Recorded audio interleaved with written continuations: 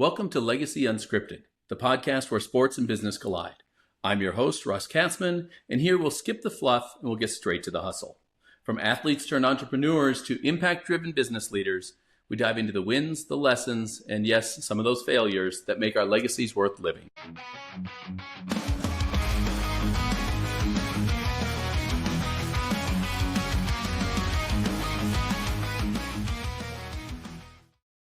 In this episode, I welcome jbaker, founder and CEO of Expond. Jason, good to see you.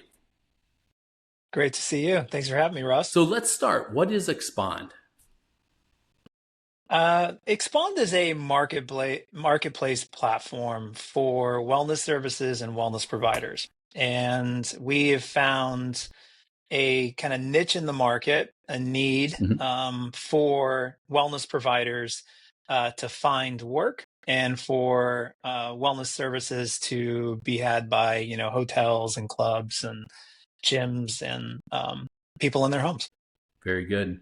And give me an idea of the geographic cover of where do you do this business? So right now we're based in Santa Barbara County, and this is kind of our headquarters, our launching point. So we we're everywhere from like Ventura County all the way up into kind of like San Luis Obispo, outside of Santa Barbara County. Okay. And it's fairly young. Tell me why you're doing it. So, it is young. I mean, we're about 3 years old now.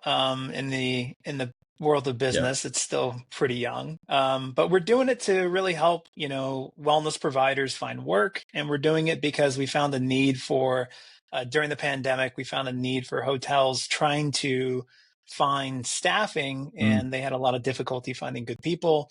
And, in the wellness and fitness business, there's not really an opportunity for hotels to hire these people full time. Right. So we've been able to figure out a way that, we can bring great providers to these establishments kind of on an on-demand basis, similar to Uber. Okay, very cool. Give me an example of one, though. So I go travel to a hotel in Santa Barbara. What type of activities am I looking for that you might line me up with?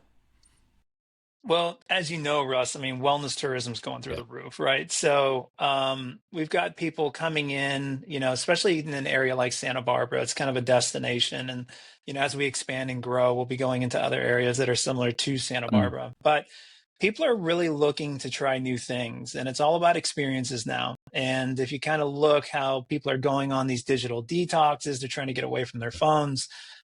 We can provide things where they go to a hotel and they're like, I want to try to get into those local foothills and go for a hike, or I want to try to do yoga on the beach, or, I want to just do my training session with a new trainer and try something new. They can do all of that through the platform. So it's kind of getting people, to try new things, to experience new areas with a local, and to have experiences that they can go home with, And I can imagine that's not just the individual wellness tourism, but even an executive retreat or a corporate retreat. You said about getting away from the digital side, but a lot of times they're looking for that team bonding or bringing people together that have never worked with each other before, or any of that kind of stuff. I guess it's terrific for that. Yeah, it's great. I mean, team building is huge, right? People bring their employees or they'll bring their families and go on a trip. And we had this great story just recently where one of our clients went for a hike with one of our guides, our providers. And, this guy was on his phone the whole time, and he had 2 kids and his wife was, obviously trying to get engaged with the kids and take them out and try something new. And, the dad was on his phone the whole time. And our guide actually set up some rocks, like a stack of rocks in this creek. Yeah. And he told the kids, he's like, all right, you guys, so grab a couple rocks and we're going to see who can knock these rocks down, just a stack of rocks. And so these kids just start throwing these rocks and trying to knock this thing down and see who's going to win. Obviously very competitive, just like Dad, I guess. And then Dad sees this happening and he's just like, what? So he kind of puts the phone down. He's like, I'll call you back. And he puts the phone down and he's throwing rocks too. And so all of a sudden the whole family becomes engaged, and, fast forward to the end of the hike, the wife turns to our guide. And so that was the most amazing experience, to actually get, their dad to actually have fun with them and do that kind of stuff again was fantastic. So those are the kind of things that we're starting to see happen. And that was just a great experience. That's terrific. So Yeah. is it the passion for you to help these providers find work? Is it to help the hotels? Is it to help those families? What is it that drives you and keeps you going through these first handful of years? Yeah, so it's both, right? We've got the whole chicken and the egg theory going on when you develop a platform. And, you need to have enough providers to handle the amount of work, and you need to make sure that you have enough work to satisfy the Right. providers. So we've been constantly kind of dealing with that. And, you know, I started as a trainer 20 plus years ago, and I started to see that I kind of reached the ceiling, right? I can only charge so much per hour for my Mm, sessions, and there's only so many hours in a day. And so I figured out a way of creating like passive revenue sources as a trainer. And I started selling, fitness equipment, and I kind of built a business on that too. And um, but I see a lot of providers dealing with the same issue, and they get to a point where they just can't take on anymore, and then they're kind of stuck. And so we have been able to figure out a way for providers to get to that point. And then once they get there, they can actually refer other business to other providers in the mm, network, and they can make money passively by doing that.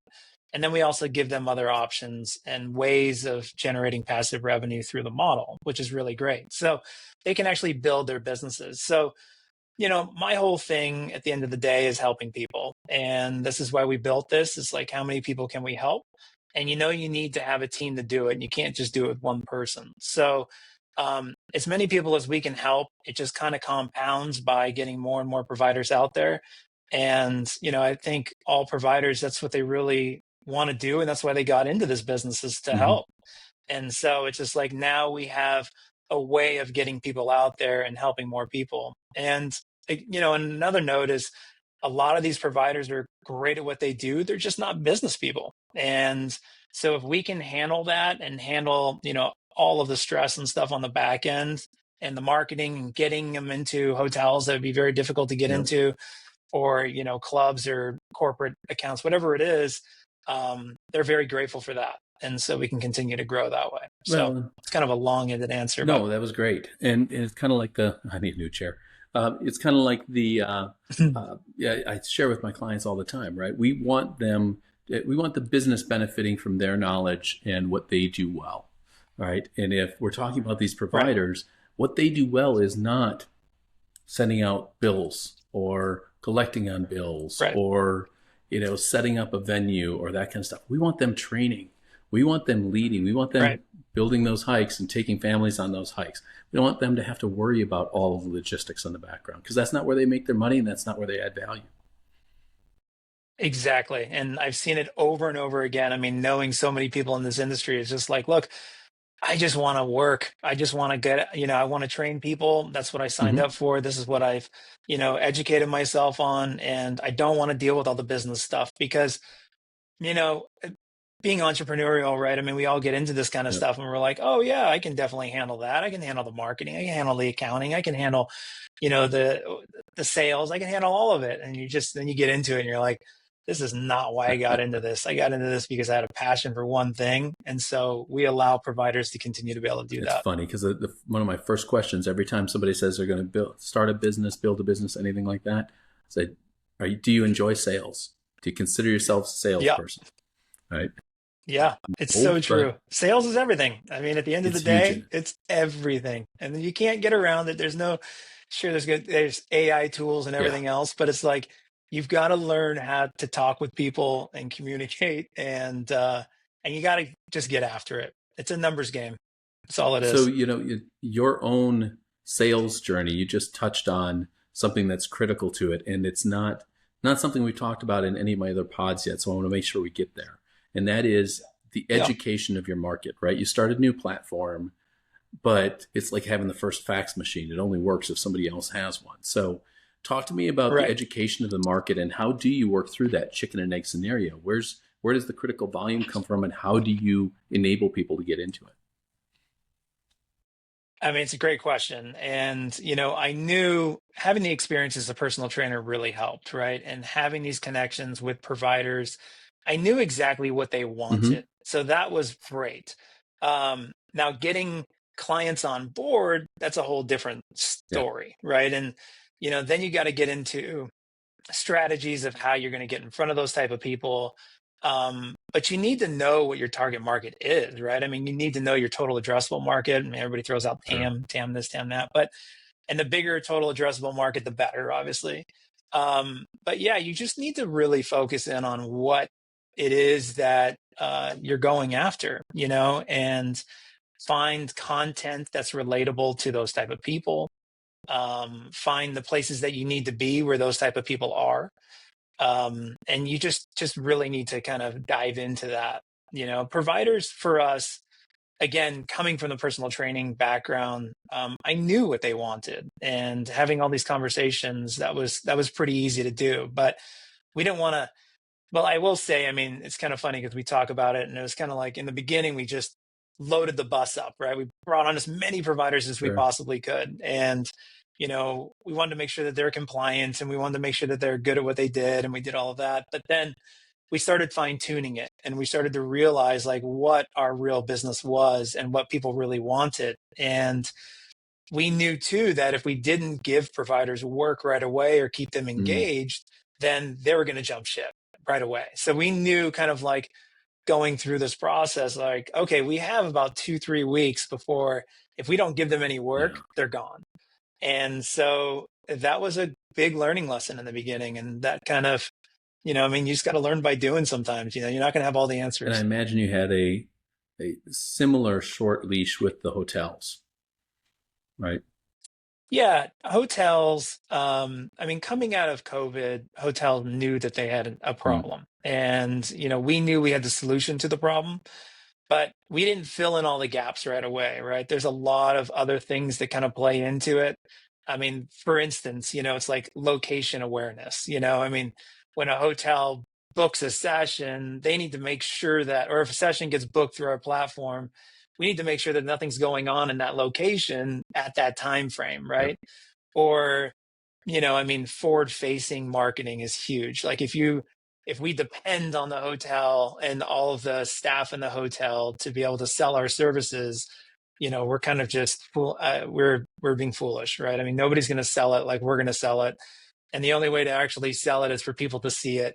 And if they can't see it, then they're not going to ask about it. So it was like there's a lot of learning lessons in that whole process too. But hotels needed it, and we got better over time, and we refined our Yeah. pitch, and now we've got to a point where they actually see the true value and how it can be kind of a pure profit solution for them, and they don't have to go the old dinosaur way of um I mean, the way it worked back in the day was kind of like an old Yeah. Rolodex, right? Like a couple trainers or yoga instructors or Pilates instructors would come in over time, and they'd be like, "Oh yeah, sure, I'll take your number," and then they'd call those people when a guest wanted the Mm. service, and it just never worked because by the time like the concierge would reach out to the trainer and say, "Hey, I have a guest for you that's interested in working with you," an hour later, the trainer would get back to them, and then they would reach back out to the guest, and the guest would be like, I'm at the beach, like yeah, I'm I'm not not doing coming this off the anymore. beach. So we needed to find a way that was very streamlined that can happen Yeah. instantaneously.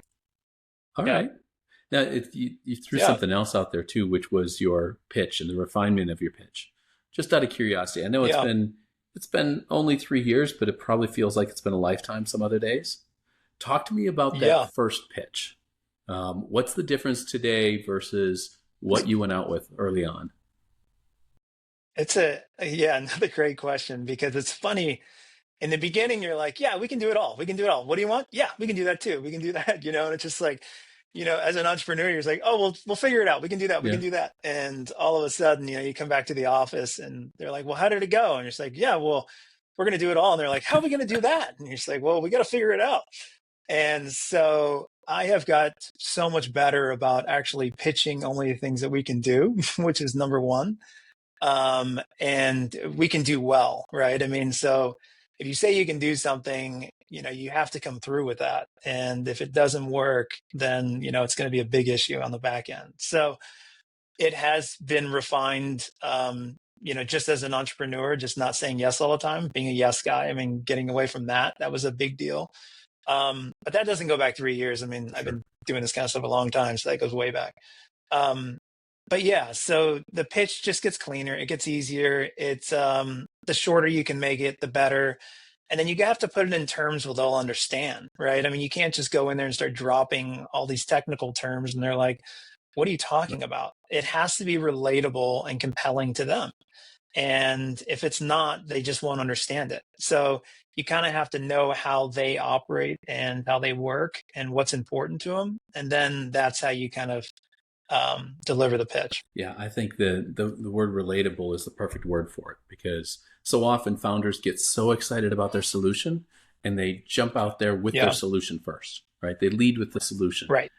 and they Right. haven't brought the person along to say, get them to relate to the issue first that you're trying to solve. Yeah. Then the solution means something. And then after that, if you can get So them on true. board with that, then they'll care whether or not you're the right person to do it. But don't start with, here, I'm here and this is what I brought with me to do. That's not going to happen, right? But we get so You excited got it. early on, so excited to share that solution. And And it's another thing too, we found is just like, it's all about yeah, helping. And it's like, we're here to help you, right? Because a lot of times people will be on the defense and thinking like, okay, well, it's going to be a conflict of interest. Are you going to try to take my job? I mean, what are you guys doing, right? Because a lot of people are scared of tech and how fast it's moving, and they're just, and rightfully so, right? I mean, not all of us are able to keep up, and things are changing very quickly. But by going in and actually lending a helping hand and saying, no, we're here to help you, and this is going to make you look better, and our goal is for your success. And by doing that, it gets them a little more relaxed from the very beginning, and we don't have kind of the issues that we've dealt with in the past. so that's a great segue as well, because I was going to check in with you about some of the competitors or substitutes. Let's go anywhere Hmm. else in the U.S. where you aren't right now, where your type Yeah, of a setup doesn't exist. I go to a right, hotel. Maybe I book a adventure or a hike through a third party service that's locally affiliated, not right. necessarily in the hotel, or maybe they get a shuttle from the hotel, something like that. What was the biggest point of Yeah. resistance that you got going into that market? Was it from those third party providers? Was it the hotels not understanding what you wanted? Was it the providers not believing you could provide a solution? Who was it that stood in your way early on? It was definitely the Yeah. hotels. The hotels didn't really get it, right? They were like, we've been operating this way for 20 years, 30 years. Why would we change it now? And so it's really providing that education of how this works and how it can simplify what they do and how it's going to be of value and how it works, right? So I think that was kind of the issue, and we're still dealing with that Mm, today. I mean, we're not in every single hotel, but as we get into more and more hotels and very reputable brands, people are starting to see it and say, "Oh, this is actually pretty cool. This could really help us out." Um, and so, yeah, I think that was kind of what we're dealing with. I mean, there are other platforms out there, and they're kind of doing like they're more of kind of a marketplace in the sense of, locals will put up, if you want to go for a hike or if you okay. want to go, parasailing or whatever it might be, you can do that. The downside to that market is the hotel gets nothing from it, Mm, right? So hotels see the value of actually, I mean, that's why resorts are set up where, you come to the resort and you stay at the resort and you spend money at the resort, right? And you don't really leave the resort. And so now they can actually keep that ecosystem alive by keeping services within them instead of like, handing it off to somebody, a guy down at the beach with a boat, right? So there is differences in what we do. In addition, we really focus on the compliance mm, issues, that a lot of people are not looking at in the industry, where, providers, are they insured or do they have the right licensing and certifications and all of that kind of stuff? And a lot of, the hotels weren't kind of really paying attention to that stuff. I mean, it just, wellness and fitness has been not a huge priority for hotels. But since wellness is going wild right now and wellness tourism is going crazy, they're all understanding the importance of making sure that they do have sure. it. But they never really look at it as a profit center. It was always a loss center for them because they actually had employees that were on staff doing it. And they're very limited in doing that, So anyhow, going back to the question, yeah, hotels were the Hmm, resistance and understanding it all. And, providers were very happy because it never worked when they tried to work for hotels in the past. gotcha. Yeah. So, um, let's get straight to the tough part of it then. What were the some of the top Yeah. lessons you learned along the way? Either during these 3 years or ones that I know you've done some other stuff before, stuff you learned before that you applied here. Yeah. I mean, so many lessons, so many stories, Yeah. right? I think number one, I mean, speaking to all entrepreneurs out there, if you're a true entrepreneur, this is a thing, whatever it is, you have to do it. And it's not just a want, you need to do it and you need to make a change. And, I think the most important thing is, following your passion, find a passion, something that you love, and, stick to that and then figure out a solution, a problem that you can solve with that passion, right? And I think that's where a lot of people get hung up, is that you turn into the business, and as an entrepreneur you are your business and your business is you, and that's your persona when you go out and people see you, and that is it. And if you're not passionate about it and you're dealing with that, I mean, it's just not going to work. I mean, the cards are stacked against entrepreneurs from the very beginning, right? I mean, we all know the numbers. Yep. 9 out of 10 fail. you know it's just like a very small percentage can make it to $1 million in revenue. I mean, all of this stuff is just, if you're going to do it, you got to dive in and you got to do what you love. And so, yeah, that's number one. But I mean, obviously there's been so many things that we've experienced along the way. And that is, like, most recently, I mean, we built this incredible platform, and, we're working with one developer, and we came out with a great product, which we thought was a great product, but it wasn't built on modern architecture. And so we built this whole thing out. It took us a year to do and a lot of Hmm. money.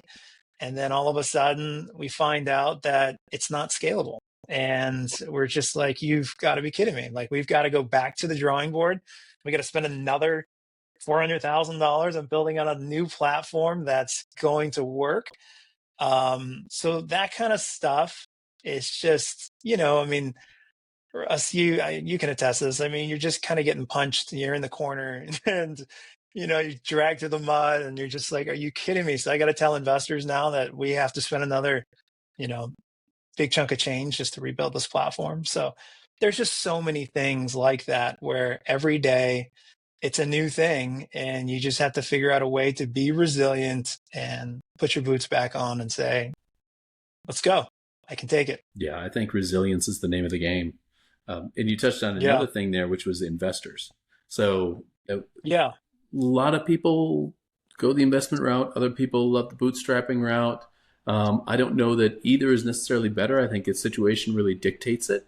But talk to me about the journey to finding investors and to finding the right partner that's going to provide you the money that you need to succeed. Yeah, so again, that's a whole world, Sure. right? That we were just exposed to. Fundraising is it's unbelievable. I mean, I've never really asked for money Hmm. before for anything. I built businesses where it's just like, you can only do what you have in the bank. But this is different, right? Because I mean, being a platform, obviously there's a big cost to developing something like this. And I couldn't self-fund it at the time. And so um, opening it up to people was really important. But you're right. I mean, not all borrowed money is treated Right. equally. So you have to be very cautious in who you get in the bed with, right? And I was very fortunate, in my personal training career, that I had a lot of clients that were incredibly affluent that turned into mentors. And those people are the ones that kind of helped me push through this. And then I turned to them and was like, "So, you good for some money?" Uh-huh. And they're, fortunately, a lot of them were. And so we have, 5 investors to date that were, clients in the past, that I have believed in, what I've been able to do. And yeah, we've raised just over $3 million.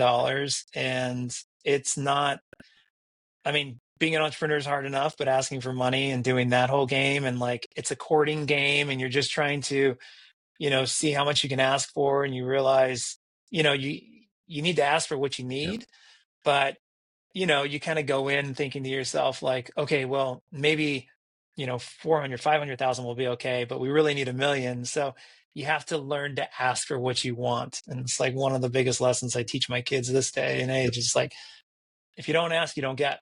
And, you kind of go from being shy and coy and asking for just a little bit to being like, hey, to get this thing to really hum, this is what we're going to need.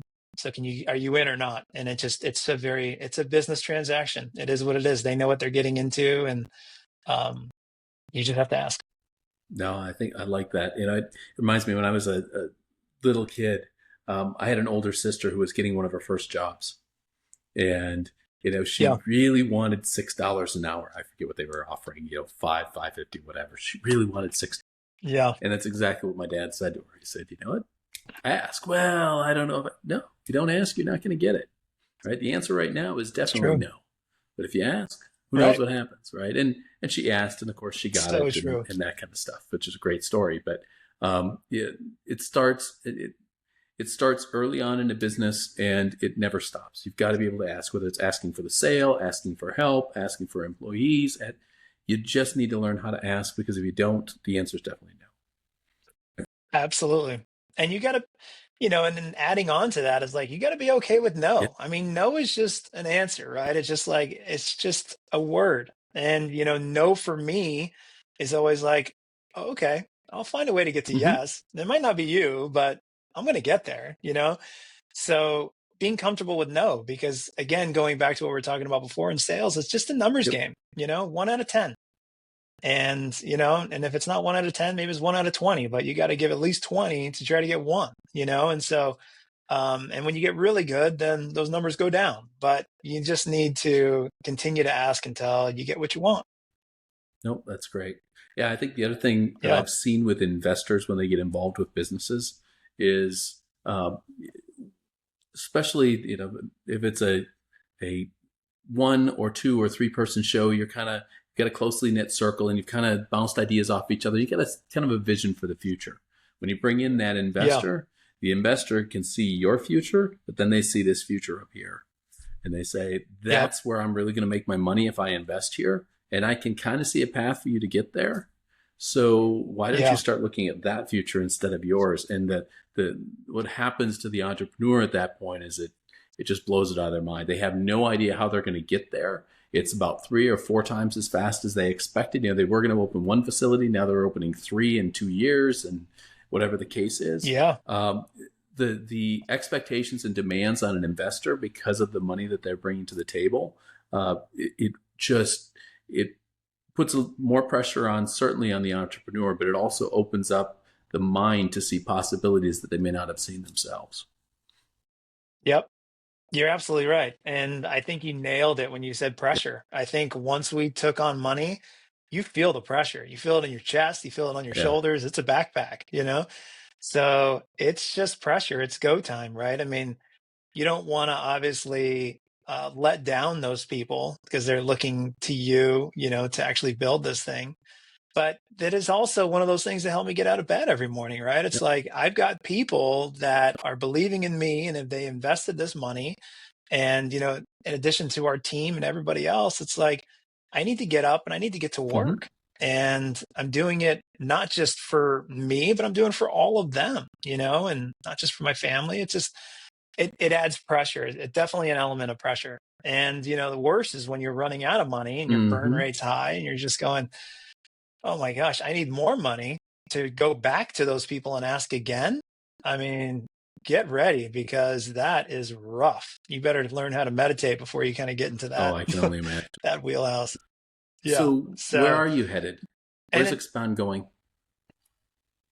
we're expanding. Okay. And so now we've built the vessel and we feel very stable in what we've built. The second version, obviously, of the platform. We now have created the 5 pillars of our actual target market, and that is gyms, corporations, hotels, clubs, and direct, Mm. and people in their homes. So we've been able to figure out a way for our platform to be able to work in all 5 of those markets. And so that really opened up our total addressable market, because originally our total addressable market was hotels and in people's homes. But now by adding the clubs, the corporations, and the gyms, that just really helps us expand into new areas. So, I'm the type of person who's like, let's go, let's expand, let's go. We can get into a new area now. But luckily, I have such an amazing team that compliments me, where they're just like, hey, slow down, Jason. We're going to get there, and, doing it right and actually having the product to do it. So that helps. So, yeah, we are actually looking at different areas right now, up and down California. We are going to be opening up a hotel south of us, which is going to be great, into a new area. I'll give more information on that. I mean, once everything's Sure. inked. But we're really excited about that, because it opens up a brand new area for us. And so we're now ready to scale, and it's time to really move this thing at the speed that it should be going at. Terrific. So if there's Yeah. connections, network people that somebody's listening to this podcast and they say, I could really put Jason in touch with so and so. Who's that so and so? Who do you want to be put in touch with? I mean, all over California providers, right? I mean, if there are providers that are looking for work, please have them go to goexpond.com. They can kind of check us out. But also hotels. I mean, anybody in hospitality, any spa director out Mm, there that's just like, hey, I'm just overwhelmed with what I do. I don't have time to deal with this kind of stuff. That's the perfect person. Anybody that, works for a corporation within the California area that, wants to do something for their employees and they don't know where to start. Love to hear from people like that. And, as we're going into areas, we just launched a gym in the area, which is our first one. I was telling you about the different sure. pillars, but which is really cool, because they're just like, hey, look, we're really great at personal training and we love that, but we want to expand our services, and we don't want to deal with the independent contractors or employees.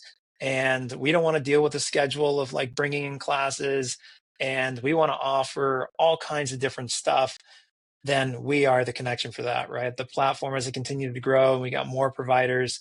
I mean, we're bringing in massage now and yoga and Pilates and doing all this stuff to expand this gym into a full wellness studio for Wow. longevity. And it actually helps them increase their bottom line without them having to do anything. It's really a no-brainer. So anyhow, long-winded answer. Those are the people that we're looking for, and definitely contact us. Okay. Sounds good. So Yeah. final thoughts, anything you wanted to leave with the entrepreneur before we close up? I think the most important thing, yeah, I'd love to touch on this. I mean, talking to entrepreneurs, the number one thing that has helped me get through this whole thing is balance in life and work. And, you hear that, but it's so easy to be out of balance, especially with something that you're passionate about. And if you have a family and, you don't want to lose those years, right? Spend time with your family, turn your phone off when you get home. It's just not worth it. So just keep the balance within life. Take care of what's most important and are going to be there for you.